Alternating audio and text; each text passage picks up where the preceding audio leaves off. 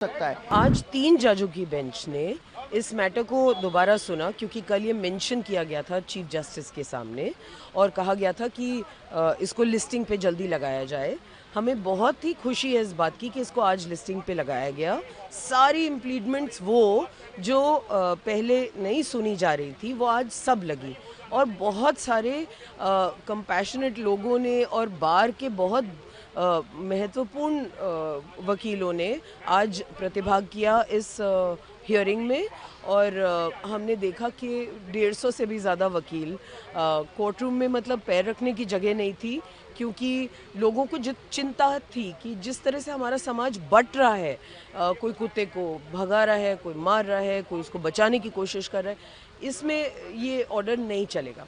तो आज कोर्ट ने सबको शांति से सुना, थोड़ा समय सबको दिया, और उसके बाद ऑर्डर को रिज़र्व किया है। हमारी उम्मीद है कि वो जो एक बहुत ही घातक ऑर्डर निकला था उसको स्टे कर दिया जाएगा। आज महत्वपूर्ण वकील जो थे वो मिस्टर कपिल सिब्बल थे, doctor Abhishek Manu Singhvi, mister Siddharth Luthra, mister Krishna Venugopal, mister Aman Lekhi और बहुत सारे बहुत सीनियर वकील जिनके सबके नाम लेना इस समय मुश्किल है, लेकिन उन सब ने आके कहा कि कोर्ट इस तरह किसी जानवर के साथ इस तरह दुर्व्यवहार नहीं होने दे सकता, और इस तरह के निर्णय कि सब कुत्तों को उठा के बंद कर दिया जाए ना ही व्यवहारिक है, ना ही इंसानों के हित में है, ना ही जानवरों के हित में है।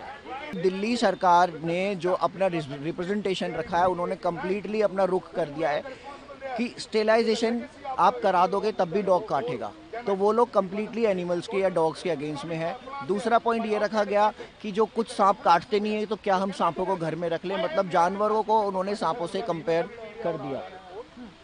दूसरी साइड से ये बोला गया कि जब डॉग्स को आप उठाओगे तो वो शेल्टर में परेशान होंगे, उनके खाने का अरेंजमेंट नहीं है, और डॉग्स एक कम्युनिटी एनिमल है, जब उसको कम्युनिटी से हटाओगे तो वो खुद ही परेशान होकर ट्रॉमा में आके मर सकता है।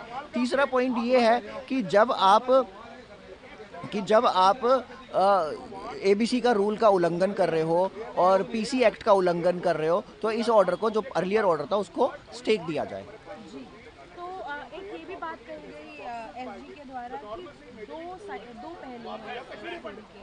एक तो वो है हु लव डॉग एंड जो अगेंस्ट है, और दूसरे साइलेंट सफरर कहा गया कि जो साइलेंट सफरर है। देखिए, इस साइलेंट सफरर में जब भी हम, पहली बात तो मैं मेंशन करूंगा, जब भी हम डॉग का वैक्सीनेशन लगाने जाते हैं, हॉस्पिटल्स में जाते हैं, और वो जो कार्ड बनता है वैक्सीनेशन का, उसमें ये नहीं पूछा जाता कि भाई किसने काटा, उसमें बस डॉग बाइट दिया जाता है। चाहे वो बिल्ली काटे, चूहा काटे, मंकी काटे, इवन आपके घर का कुत्ता भी काटेगा तो उसमें भी डॉग का ही नाम आएगा। उसमें ये मेंशन नहीं किया जाएगा कि whether it is a pet animal और अ स्ट्रे एनिमल।